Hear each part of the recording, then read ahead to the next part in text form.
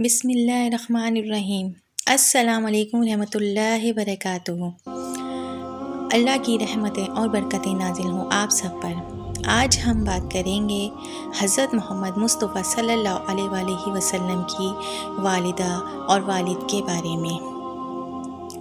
حضرت محمد مصطفیٰ صلی اللہ علیہ وآلہ وسلم کے والد کا نام حضرت عبداللہ ہے۔ حضرت عبداللہ کا نام یہ کیوں رکھا گیا، اس کے متعلق علامہ حلبی رحمۃ اللہ علیہ فرماتے ہیں، اللہ پاک نے حضرت عبدالمطلب کو خصوصی ہدایت فرمائی تو انہوں نے اپنے بیٹے کا نام وہ رکھا جو اللہ پاک کو سب ناموں میں سب سے زیادہ پسند ہے۔ کنیت حضرت عبداللہ کی کنیت ابو محمد، ابو احمد اور ابو القاسم ہے۔ قاسم حضور محمد صلی اللہ علیہ وسلم کا ہی ایک نام ہے، جس سے مراد وہ ہستی ہے جو خیر و بھلائیوں کی جامع ہو۔ نیز آپ کو ذبح کے لقب سے بھی یاد کیا جاتا ہے، جس کی وجہ سے یہ ایک بار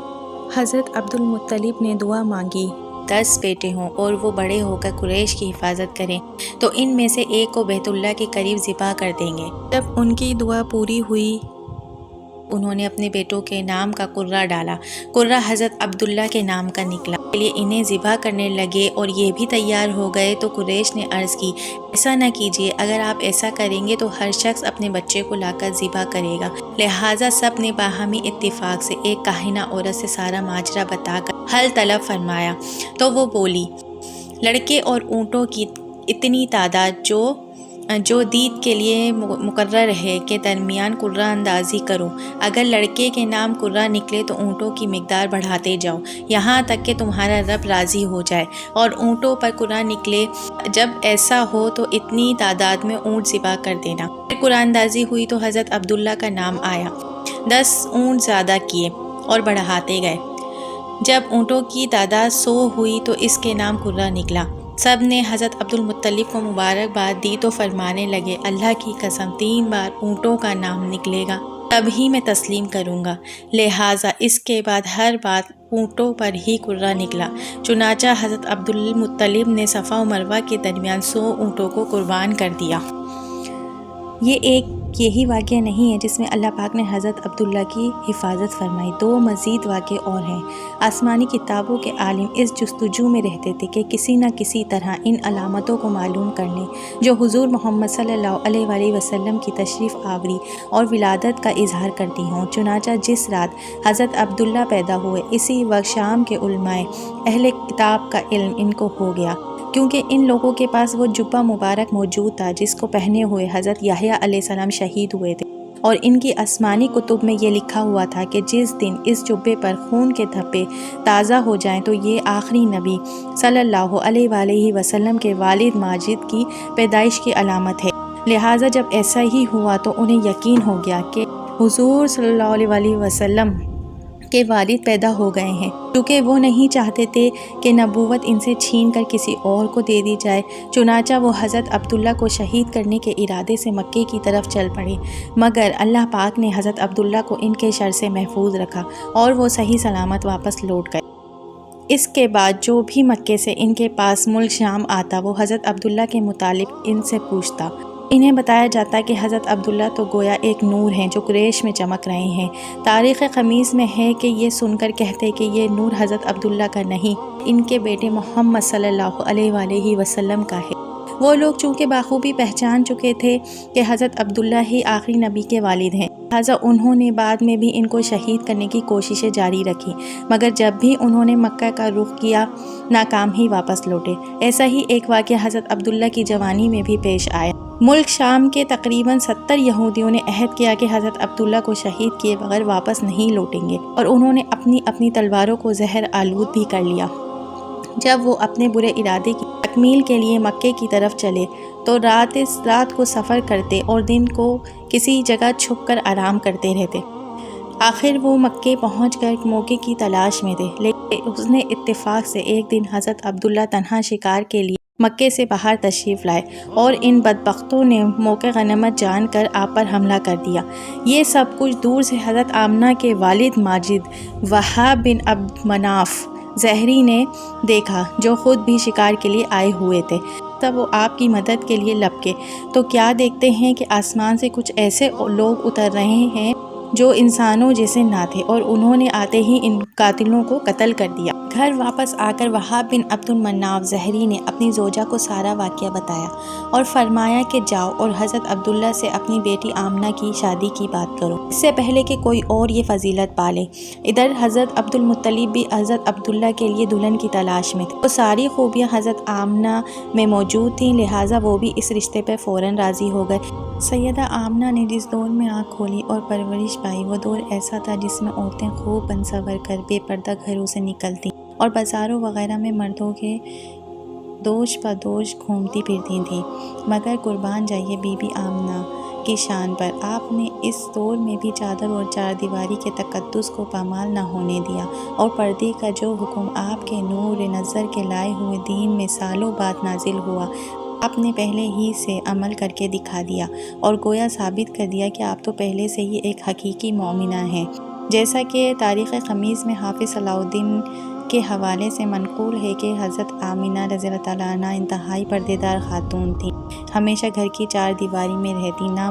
نامحرم مردوں سے ملنا اور ان کی خبروں کو سننا بالکل پسند نہیں کرتی تھیں۔ اسی وجہ سے حضرت آمنہ کی شادی سے پہلے کی حالات زندگی ہوں یا اس کے بعد کی ہوں، ان کا تذکرہ تاریخ کتب میں بہت کم ہی ملتا ہے۔ اگر عرب کے اس وقت کے حالات اور حافظ صلاح الدین کی اس بات کے تناظرہ میں سیدہ آمنہ کی سیرت کا مطالعہ کیا جائے تو بلا شبہ یہ کہا جا سکتا ہے کہ سیدہ آمنہ کی عقل مندی اور معاملہ فہمی اور زبان دانی کی صلاحیتیں اللہ پاک کی خاص عطا کردہ تھیں۔ جیسا کہ امام بہقی رحمۃ اللہ فرماتے ہیں، بی بی آمنہ نہایت پارسا، پرہیزگار، طہارت نفس، شرف نسب اور عزت و وجاہت والی صاحب ایمان خاتون تھی۔ آپ قریش کی عورتوں میں حسب نسب اور فضیلت میں سب سے ممتاز، سب سے اچھی تھیں۔ حضرت عبد المناف کے 5 بیٹے تھے: وہاب، عبد الشمس، ہاشم، مطلب اور نوفل۔ حضرت وہاب عبد المناف کی بیٹی حضرت آمنہ تھیں، جبکہ حضرت ہاشم کے بیٹے حضرت عبد المطلب اور ان کے بیٹے حضرت عبداللہ تھے۔ مطلب حضرت آمنہ کا خاندان حضرت عبد المناف سے جا کر ملتا ہے اور حضرت ہاشم کی اولاد بنو ہاشم کہلاتی ہے، جبکہ حضرت وہاب کی اولاد بنو زہرہ کہلاتی ہے۔ حضرت آمنہ 549 عیسوی میں حضرت وہاب کے گھر میں پیدا ہوئی تھی۔ حضرت عبداللہ اور قریش کے کچھ معززین کو لے کر قبیلہ بنو زہرہ پہنچتے ہیں اور وہاں دنیا کا خوبصورت جوڑے کا نکاح کیا جاتا ہے اور یوں 2 پاکیزہ روحیں ایک ہو جاتی ہیں۔ امام ابن کثیر اور امام قرطبی سے مشترکہ روایت ہے کہ یہ مبارک دن پیر کا دن تھا اور جب اس مبارک جوڑے کا نکاح ہوا، لیکن پھر 3 دن تک حضرت عبداللہ اور حضرت آمنہ کو خلوت گاہ میں جانے کی اجازت نہیں دی گئی۔ اس کی ایک وجہ یہ تھی کہ حضرت جبرائیل علیہ السلام نے حضرت عبداللہ کو بتا دیا تھا کہ شب زفاف جمعرات کا دن ختم ہونے کے بعد شب جمعہ کو ہوگی، اور دوسری وجہ یہ بتائی جاتی ہے کہ یہ مکہ کے قبیلوں کا رواج تھا کہ شادی کے پہلے 3 دن تک نئے نکاح شدہ جوڑے کو تنہا نہیں چھوڑا جاتا تھا۔ پھر شب جمعہ کی وہ مبارک گھڑی آ گئی کہ جب حضرت جبریل علیہ السلام 70,000 فرشتوں کی سرداری میں تشریف لائے، آ کر امام کعبے پہ ہلالی پرچم لہرا کر دنیا کو خوشخبری دی کہ آج نور محمد صلی اللہ علیہ وآلہ وسلم کی مادر سے رحم مادر میں منتقل ہو جائے گا۔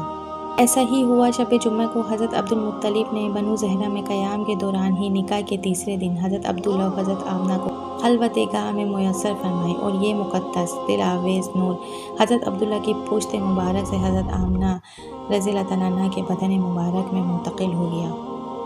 اور اس کے بعد وسلم کی ولادت کی تشکیل کا اہتمام شروع ہو جاتا ہے۔ جس رات حضور محمد صلی اللہ علیہ وآلہ وسلم کا نور مبارک اپنی والدہ ماجدہ کے شکم میں منتقل ہوا تو اس رات قریش کے تمام جانوروں نے یہی گواہی دی کہ رب کعبہ کی قسم، آج کی رات محمد عربی اپنی والدہ کے شکم میں جلوہ گر ہو گئے ہیں اور دنیا کے امان ہوں گے، یعنی دنیا میں امن و امان قائم کریں گے، اور دنیا والوں کے آفتاب ہوں گے، یعنی دنیا کی توحید کی روشنی سے منور کریں گے۔ اس رات قریش کے علاوہ تمام جزیرہ عرب کے کاہنوں کا علم چھین لیا گیا، دنیا کے تمام بادشاہوں کے تخت الٹ دیے گئے، اور ہر بادشاہ اس دن قوت گویائی سے محروم رہا۔ مشرق سے لے کر مغرب تک کے جانور، بلکہ پانی کے بھی جانور، تمام جانور ایک دوسرے کو مبارکباد دینے میں لگ گئے کہ ابو القاسم بس تشریف لانے ہی والے ہیں۔ جب اللہ پاک کے اذن سے نور سرکار بی بی آمنہ رضی اللہ تعالیٰ عنہ کے بدن اطہر میں منتقل ہوا تو جہاں دنیا بھر کے تمام بت اوندھے منہ گرے پڑے رہے، وہاں شیطان لعین 40 دن تک اوندھے منہ گرا پڑا رہا۔ پھر وہ بالاؤ بھاگا سا پھرنے لگا۔ اس کا چہرہ تاریک ہو چکا تھا، یہاں تک کہ جبل ابی قبیس پر پہنچ کر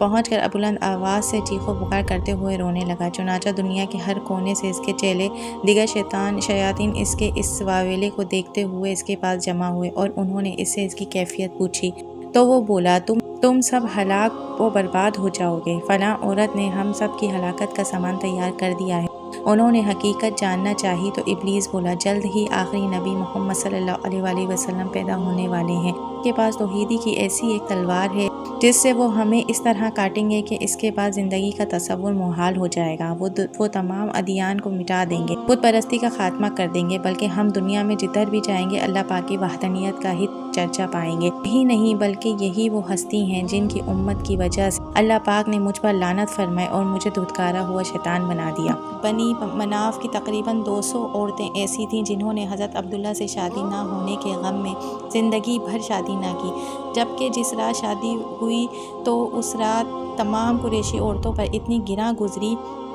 کہ یہ سعادت نہ ملنے پر وہ سب بیمار ہو گئیں۔ ایسا کیوں نہ ہوتا؟ حضرت عبداللہ تھے ہی اتنے حسین و جمیل، بلکہ حسن میں مماثلت کی بنا پر آپ کو وادی بطحا کا یوسف بھی کہا جا سکتا ہے، بلکہ آپ اپنے تمام بھائیوں میں سب سے زیادہ عفیف، حسین اور قریش کے سب سے زیادہ محبوب انسان تھے۔ چنانچہ آپ کے حسن و جمال کا تذکرہ کرتے ہوئے حضرت عباس رضی اللہ عنہ فرماتے ہیں، جب میرے بھائی حضرت عبداللہ پیدا ہوئے تو ان کے چہرے پہ ایسے نور چمکتا تھا جیسے سورج کا نور ہو۔ ایک روایت میں یوں بھی کہا جاتا ہے کہ آپ کے رخ زیبا میں چمکتے ہوئے ستارے کی طرح نور نظر آتا ہے۔ ایک روایت میں ہے کہ آپ قریش میں سب سے زیادہ حسین اخلاق والے اور خوبصورت تھے، کیونکہ آپ صلی اللہ علیہ وآلہ وسلم کا نور آپ کے چہرے میں نظر آتا تھا۔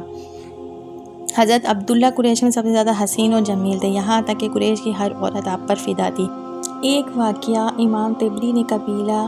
شقم کی فاطمہ نامی ایک ایسی کاہنہ عورت کے متعلق بھی ذکر کیا ہے جو آسمانی کتب کا علم رکھتی تھی۔ چنانچہ جب آپ اس کے پاس سے گزرے اور اس نے آپ کے چہرہ مبارک پر چمکتے ہوئے نور کو دیکھا تو اس نے بھی آپ کو مال کے بدلے ورغلانے کی کوشش کی، مگر آپ نے یہ جواب دیا، حرام کے ارتکاب سے موت بہتر ہے اور یہ فعال حلال بھی نہیں ہے، تو پھر چاہتی ہو کہ وہ کیسے ہو سکتا ہے؟ بہرحال آپ یہ فرما کر چلے گئے اور پھر حضرت آمنہ سے شادی کے 3 دن بعد ادھر سے گزرتے تو اسی عورت کو دیکھ کر پوچھا کہ کیا اب بھی تمہاری یہی آفر برقرار ہے؟ تو وہ بولی، میں کوئی بدکار عورت نہیں ہوں، بلکہ میں نے تو آپ کی پیشانی میں چمکتے نور کو دیکھ کر یہ خواہش کی تھی کہ ایک کاش وہ نور مجھے حاصل ہو جاتا، مگر اللہ پاک کو یہ منظور ہی نہ تھا، یہ سعادت مجھے ہو، اس نے جسے چاہا اسے عطا فرما دیا۔ اس تناظر میں اس بات کا جائزہ لیا جائے کہ جن ہستیوں کو حضور محمد صلی اللہ علیہ وآلہ وسلم کے والدین بننے کا شرف حاصل ہونا تھا، وہ حسب و نسب کے اعتبار سے کتنی عظیم ہستیاں تھیں،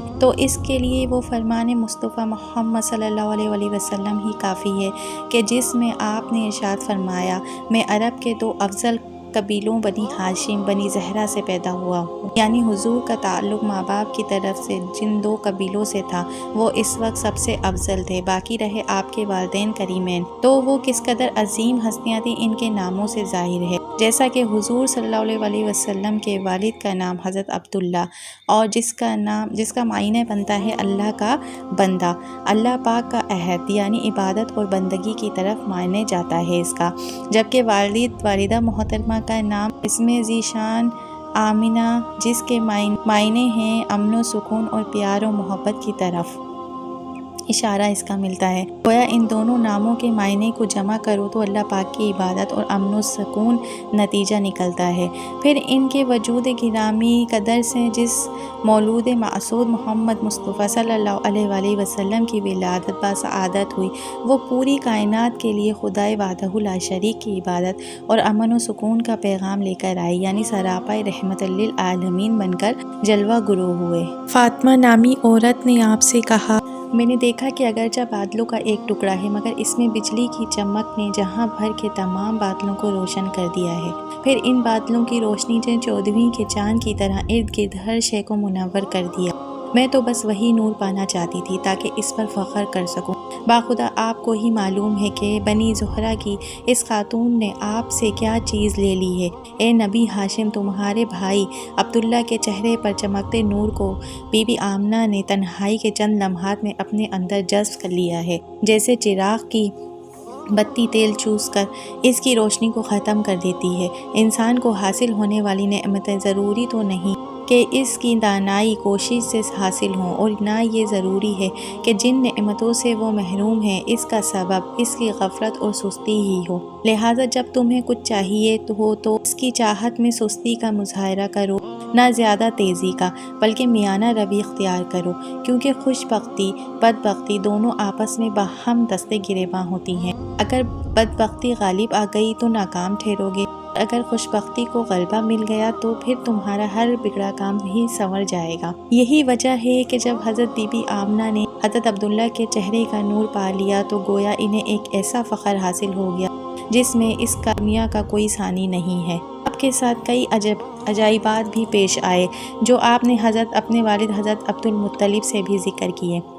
مثلاً ایک مرتبہ آپ نے ان سے عرض کی، جب بھی میں وادی بطحا کی کوہ صبیر کی طرف جاتا ہوں تو میری پیٹھ سے دو حصوں میں منقسم ایک نور نکلتا ہے، ایک حصہ مشرق اور دوسرا مغرب کی طرف چلا جاتا ہے، پھر یہ نور بادل کی طرح میرے سر پر جمع ہو جاتا ہے، پھر آسمان کے دروازے کھلتے ہیں اور آسمان میں نور داخل ہو جاتا ہے، پھر وہاں سے نکل کر دوبارہ میری پشت میں سما جاتا ہے۔ اسی طرح جب میں زمین پر لیٹتا ہوں تو زمین سے آواز آتی ہے، آپ کی پشت میں محمد عربی کا نور ہے، آپ پر سلام ہو۔ جب میں کسی خوش درخت کے نیچے بیٹھتا ہوں تو درخت تر و تازہ ہو جاتا ہے، اس کی ٹہنیاں مجھ پر جھک جاتی ہیں، پھر میرے وہاں سے جانے کے بعد اس کی حالت پہلے جیسے ہو جاتی ہے۔ یہ سب سن کر آپ کے والد حضرت عبد المطلب نے فرمایا، اے میرے نیک بخت بیٹے، مجھے امید ہے کہ اللہ پاک تمہاری ذات سے ایک بابرکت بچہ پیدا کرے گا، کیونکہ میں نے اس سے پہلے ایسی کئی باتیں دیکھی ہیں جو خوابوں میں بھی مجھے بشارتیں دیتی ہیں۔ ملک شام آپ کی بادشاہت والے ملک کا شہر ہے، جیسا کہ حضرت کا آپ احبار رحمۃ اللہ علیہ فرماتے ہیں، صاحب کا کتب میں لکھا ہوا ہے کہ حضور محمد صلی اللہ علیہ وسلم اللہ پاک کے رسول ہیں، ان کی جائے پیدائش مکہ، ہجرت کا مقام مدینہ منورہ اور بادشاہت ملک شام میں ہوگی۔ چنانچہ مکہ مکرمہ سے نبوت محمدی کی ابتدا ہوئی اور آپ کی بادشاہت ملک شام تک پہنچی، اور اس لیے آپ کو معراج کی شب ملک شام کی جانب بیت المقدس تک سیر کرائی گئی، جیسا کہ آپ سے قبل حضرت ابراہیم علیہ السلام نے بھی ملک شام کی طرف ہجرت فرمائی تھی۔ آخر حضور کے انتہائی بہادر اور بہترین تیر انداز والد گرامی 25 سال کی عمر میں مدینہ منورہ میں بیمار ہونے کے بعد دار بقا کو کوچ فرما گئے اور تدفین بھی وہیں کی گئی۔ آپ کے متعلق سیرت نگاروں نے اگرچہ کچھ خاص نہیں لکھا، مگر آپ کے متعلق جو چند باتیں ذکر کی ہیں وہی آپ کی شخصیت کی عکاسی بھی کرتی ہیں۔ چنانچہ آپ نے مختلف موقع پر اشعار بجستہ کہے، ان سے معلوم ہوتا ہے کہ آپ ایک وفادار شعار بیوی تھی۔ مثلاً جب آپ کو اپنے سرتاج حضرت عبداللہ رضی اللہ عنہ کے وصال پر ملال کی خبر ملی تو اس وقت آپ نے اپنے جذبات کا اظہار جن الفاظ میں فرمایا وہ اس بات کے مشاہد ہیں کہ آپ اپنے شوہر سے انتہائی محبت کرنے والی تھی۔ چنانچہ حضرت عبداللہ کے وصال پر آپ سے منقول قصیدے کے چند اشعار موجود ہیں، یعنی بطحا کی سرزمین حضرت ہاشم کے فرزند سے خالی ہو گئی ہے، وہ وادی مکہ سے دور کفن پہنے کسی قبر میں محو آرام ہو گئے ہیں۔ یعنی حضرت عبداللہ نے جس شام کو اس جہاں سے رخصت سفر باندھا اور جن کا جنازہ اٹھایا گیا تو اس وقت انہیں رخصت کرنے والے ان کے دوست احباب اتنے زیادہ تھے کہ ان کا جنازہ ایک کندھے سے دوسرے کندھے پر بار بار تبدیل ہو رہا تھا۔ موت نے اگرچہ انہیں ہم سب سے جدا کر دیا ہے، مگر ان کے احسانات اور کرام نوازیاں اب بھی ہمارے ساتھ ہیں، کیونکہ وہ حقیقت میں بہت زیادہ عطا کرنے والے اور رحم فرمانے والے تھے۔ حضرت سیدہ آمنہ رضی اللہ عنہا نے ان اشعاروں سے جہاں آپ کا وفادار شعار ہونا معلوم ہوتا ہے، وہیں یہ بات بھی معلوم ہو جاتی ہے حضور محمد صلی اللہ علیہ وسلم کے والد ماجد حضرت عبداللہ رضی اللہ عنہ کا اپنی زوجہ سے حسن و سلوک کتنا عمدہ رہا ہوگا۔ ان کی رحلت کے بعد سیدہ آمنہ رضی اللہ عنہ نے کتنے ہی خوبصورت انداز میں انہیں اخراج عقیدت پیش کیا۔ لا شبہ حضرت عبداللہ اپنے وقت کے بہترین انسان تھے، اور حضرت آمنہ نے جو کہا سچ کہا، اور اس کی تصدیق حضور محمد صلی اللہ علیہ وسلم کے اس فرمان شان عالی سے بھی ہوتی ہے کہ تم میں بہترین شخص وہ ہے جو اپنے گھر والوں کے لیے بہترین ہو۔ جب حضور محمد صلی اللہ علیہ وسلم نے حضرت عبدالمطلب کی اجازت سے مدینہ منورہ جانے کا ارادہ ظاہر کیا تو اس سفر سے سیدہ آمنہ کے دو مقصود تھے۔ ایک تو یہ کہ حضور محمد صلی اللہ علیہ وسلم کو ان کے دادا عبدالمطلب کے ننیال سے متعارف کروانا تھا، اور دوسرا حضور محمد صلی اللہ علیہ وسلم کو ان کے والد ماجد کی قبر مبارک کی زیارت کروانا تھا۔ مدینہ منورہ کا نام اس وقت چونکہ یثرب تھا، لہٰذا وہاں سیدہ آمنہ نے بنو عدی بن نجار کے ہاں دارالنابغہ میں 1 ماہ تک قیام فرمایا۔ سیدہ آمنہ کو حضرت ایمن کی زبانی معلوم ہوا کہ یہود ان کے لخت جگر کے متعلق ایسی سازشیں کر رہے ہیں، آپ ڈر گئیں اور آپ نے مزید قیام کرنا مناسب نہ جانا اور فوری کوچ کرنے کا ارادہ کر لیا، مگر زندگی نے وفا نہ کی، اور جب قافلہ ابوا کے مقام پر پہنچا تو طبیعت کی خرابی کی وجہ سے آپ اپنے خالق حقیقی سے جا ملی، اور وہیں ایک پہاڑی پر ہی آپ کی آخری آرام گاہ بنا دی گئی۔ سیدہ بی بی آمنہ کی زبان مبارک سے نکلنے والے آخری کلمات یہ تھے، یعنی ہر زندگی کو موت کا مزہ چکھنا ہے، ہر نئی چیز پرانی ہو جائے گی اور ہر بڑی چیز فنا ہو جائے گی۔ میں تو مر جاؤں گی لیکن میرا ذکر ہمیشہ باقی رہے گا،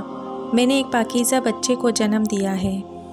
یہی وہ آخری کلمات ہیں جو حضرت آمنہ رضی اللہ تعالیٰ عنہ کی زبان مبارک سے ادا ہوئے، اور اس کے بعد آپ اس جہاں فانی سے کوچ فرما گئیں۔ حضرت سیدنا آمنہ رضی اللہ تعالیٰ عنہ کے یہ کلمات نقل کرنے کے بعد گویا فرماتے ہیں کہ سیدہ آمنہ رضی اللہ تعالیٰ عنہ نے ان الفاظ میں جس ایمان، فراست و نورانی پیشن گوئی کا تذکرہ کیا ہے، میں تو اس جہان فانی سے کوچ کرتی ہوں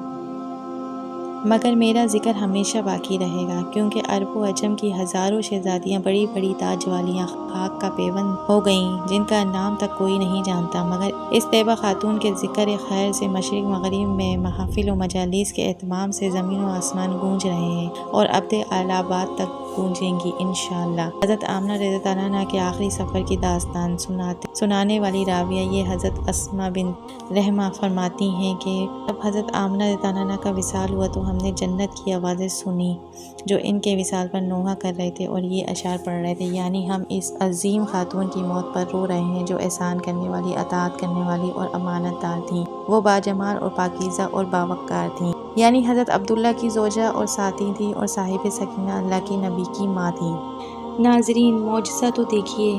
کہ پھر حضرت آمنہ رضی اللہ تعالیٰ عنہ کے بدن اقدس سے حضور محمد صلی اللہ علیہ وآلہ وسلم کے سوا کوئی اور فرزند دولت پیدا نہ ہوا، اور نہ ہی حضرت عبداللہ سے حضور اکرم صلی اللہ علیہ وآلہ وسلم کے سوا کوئی اور فرزند پیدا ہوا۔ سبحان اللہ! دیکھیے اللہ پاک نے اپنے جس پیارے محبوب کے لیے یہ کائنات سجائی تو پھر ان کی ولادت پر بھی بے شمار معجزات رونما ہوئے۔ اگر آپ کو میری معلوماتی ویڈیوز اچھی لگتی ہیں اور آپ چاہتے ہیں کہ میں اسی طرح معلوماتی ویڈیوز بناتی رہوں تو پلیز میرے چینل کو لائک، شیئر اور سبسکرائب کیجیے۔ شیئر ضرور کیجیے تاکہ یہ معلومات دوسروں تک بھی پہنچ سکے۔ جزاک اللہ خیرہ۔